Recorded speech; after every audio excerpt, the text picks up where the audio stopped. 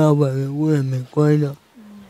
Toka angali mdogo nilikuwa sitembei mpaka nikafikisha miaka 5. Ngapata homa ya kawaida. Nikaenda hospitali kuchoma sindano, nikachoma sindano.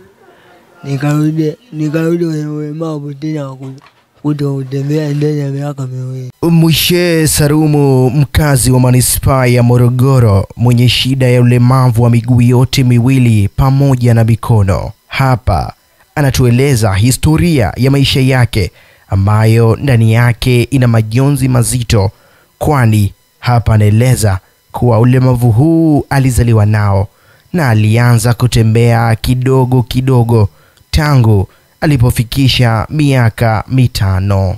Naam, mtazamaji wa Faza Media, tukisalia hapa mkoani Morogoro, leo hii tumekuja kumtembelea kijana Mwishe ambaye ni mlemavu wa miguu ambaye ana matatizo mbalimbali, na hapa nipo naye ili tuweze kufanya naye mahojiano mbalimbali kuhusiana na maisha yake, na hapa nipo naye nikukaribishe tuweze kumsikiliza. Jina langu mimi naitwa Sabitina Ali, nyuma ya kamera yupo Gervas Machako. Karibu.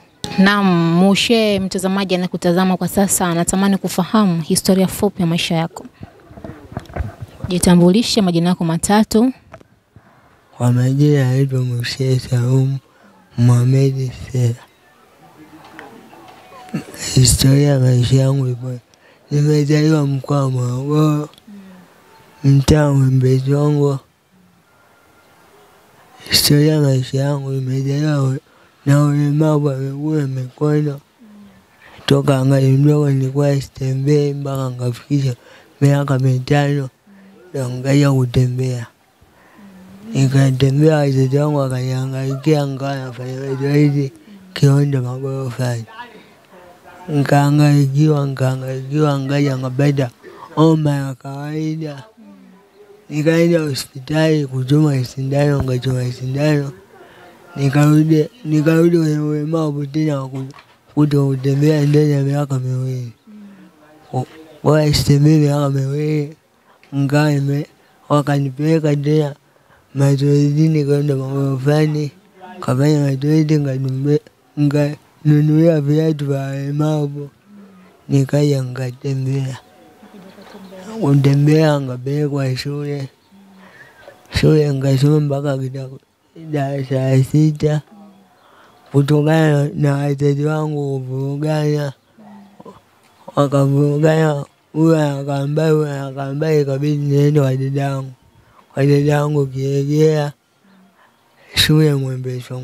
Kwa hiyo kupelekea umbali wa shule ikabidi niache shule. Unafikiri ni kitu gani ambacho kiliwagombanisha wazazi wako mpaka kutengana? Hapo sijajua kwa sababu mambo ya wakubwa Yesu ya kufuatilia. Ila uliona tu baba ameondoka, mama naye kaondoka. Baada ya kugombana walikuacha na nani? Ndio hivyo, nikaenda Kiegea nikakaa na dada yangu, nikarudi Kichangani. Nikakaa na mama kidogo, kukaa naye nikapata rafiki, nikapenda kucheza mtaa huo, kucheza.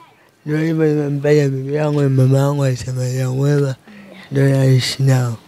Jambo linalosikitisha kwa kijana huyu Mwishe Salumu ni kwamba wazazi wake wote wawili, yani baba na mama yake, wameshatangulia mbele za haki. Kwa baada ya kuishi na dada ikawaje sasa mpaka ukafikia huko ulipo sasa hivi? Dadangu naye yani utoto kuona akaa shamba sikupenda. Ikanibidi nirudi kwa mama mjini, mjini. Ndio hivyo nikaomba yangu mkubwa ya mamangu. Ndio hivyo kupata rafiki, kupendana. Nikapata Samaria Mwema, bibi yangu na mamangu, naishi nao mpaka leo mwaka wa 7 au 8. Wewe Msamaria Mwema alikukuta wapi na ilikuwaje mpaka akakufahamu? Ndio hivyo kutokana na rafiki yangu kucheza hapa.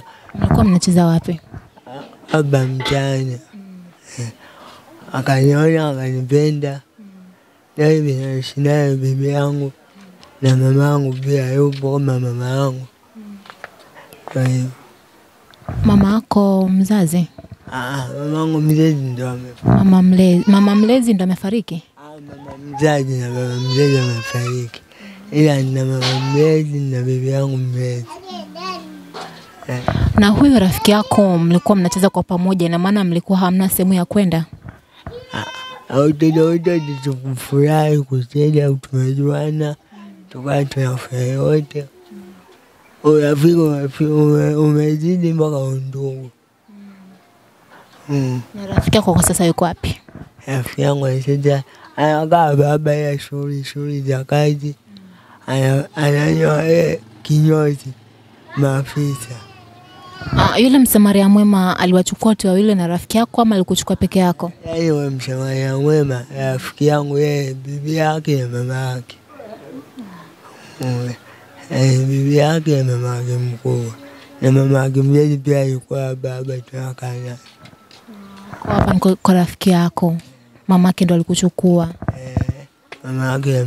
Kuna msemo unasema ya kwamba Mungu hamtupi mja wake. Hakika hapa unaweza sema Mwishe Salum amepata mfariji. Baada ya wazazi wake wote kupoteza maisha, msamaria mwema mmoja amemchukua na kuishi naye kama mtoto wake. Yule msamaria mwema aliwachukua watu wawili na rafiki yako, ama alikuchukua peke yako? Yaani yule msamaria mwema rafiki yangu yeye bibi yake na mama yake. Bibi yake na mama yake mkubwa. Na mama yake mzazi pia alikuwa baba tunakana. Kwa hapa kwa rafiki yako, mama yake ndo alikuchukua? Mama yake na bibi yake. Mara ya kwanza kuja kuishi hapa ulijisikiaje? Nilifurahi kwa sababu ya mapenzi ya rafiki yangu, ndugu yangu ananipenda. Wananipenda, wenyewe wametokea kunipenda, ngawa nafurahi. Ni kama nyumbani, ni nyumbani. Baada ya kuja kuishi hapa, mamako mzazi na babako hawakukutafuta? Walikuwa nikaishi ngaya taarifa akawa anajua kwamba nipo wapi, dada yangu anajua. Basi ndio hivyo. Mama yako mzazi umesema ametangulia mbele za haki ukiwa mtu mzima hivi hivi. Siku ulopata taarifa hiyo kwa mama yako mzazi amefariki, ulijisikiaje? Nilikuwa mama yangu anaumwa akapelekea kulazwa. Akalazwa ngali nakaa hapa. Siku ya kwanza hiyo siku ya mwisho kumuona, nikaenda hospitali nikamuona mimi na dadangu na ndugu yangu naishi nao. Tukamuona narudi usiku nimelala zangu. Sikulala kwa rasi, ndio mama yangu alikuwa anamtoka. Na kuna mdada fulani pia hapo chini mmoja kama dadangu. Heshima ngao mmoja chapati. Mmoja chapati. Yeye hivyo. Nikashangaa mshtuko ngabaye kwa kaja saa 11 kati ya kuja saa 12 unaamsha. Oya mshtuko yeye ndio akunivija hapo ndipo ndani nimeaka niita Mwishe vipi?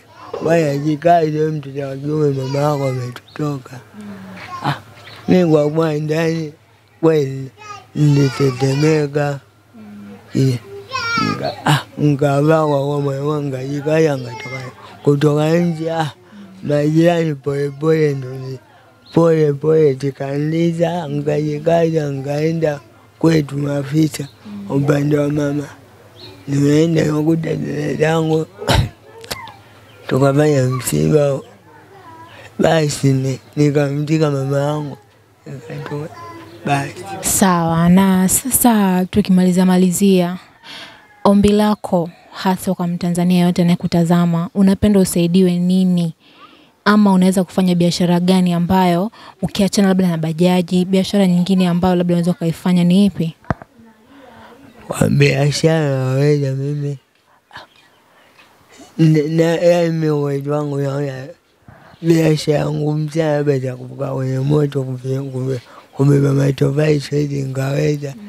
Biashara nyingine za kawaida zote. Duka ya imani naweza.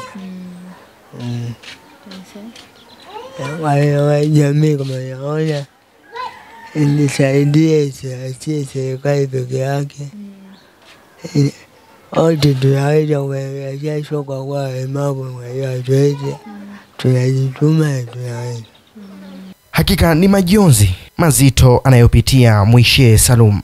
Faza Media tukazungumza na mama mlezi ambaye ni msamaria mwema aliyempokea Salum Mwishe, naye ameeleza. Na hawa ni vijana walikuwa kwanza walianzia pale, walijenga nyumba yao wenyewe pale. Basi walipojenga pale ndio huyu bwana huyu akamchukua kukaa naye watu wakanani, nyumba ikaboromoka, ndio nikarudisha ndani. Kwa bahati kwenda sasa akawa kawazoea wezie, amekaa mpaka hivi sasa, na mwaka huu labda wa 4 tunaye hapa. Hana matatizo, alivyokuja na hivi sasa ni vingine kabisa. Maana alivyokuja alikuwa anashindwa, hawezi hata kutembea, kufua hawezi, lakini sasa hivi anafua, hata akiongea neno unalisikia alikoje. Umesema kuwa akata anakuja alikuwa ni tofauti na sasa, kwamba alikuwa hatembei. Alifikaje ama ni alikuwa anakaa maisha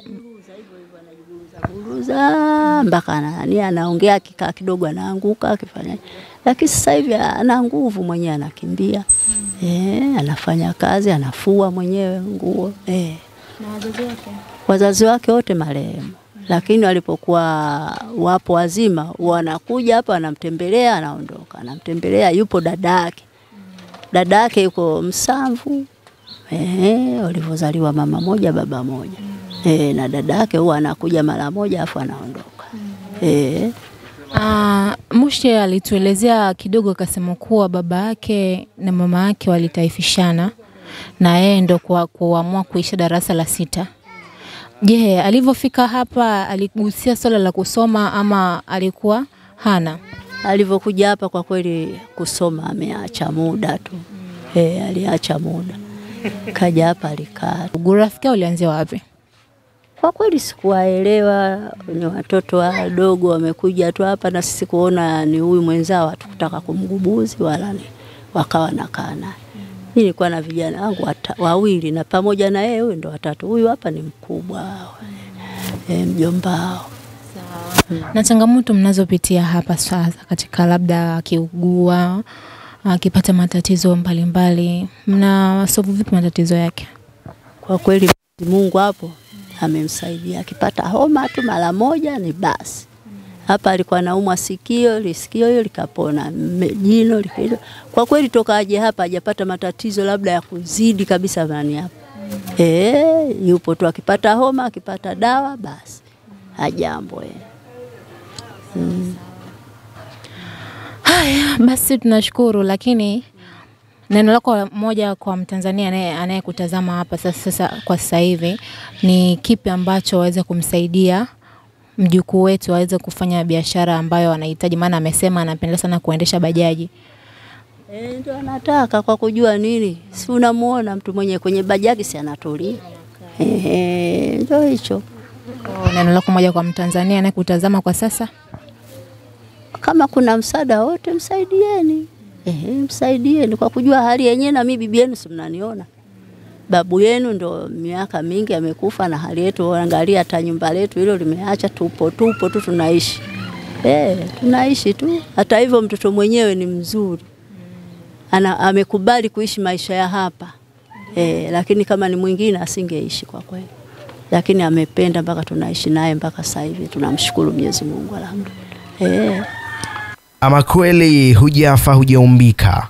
Mtazamaji wa Faza Media, Mwishe Salum anaomba msaada kwa vyovyote utakavyoguswa. Namba za kumsaidia Mwishe Salum zipo hapo chini kwenye description. Asante, naendelea kuifuatilia Faza Families.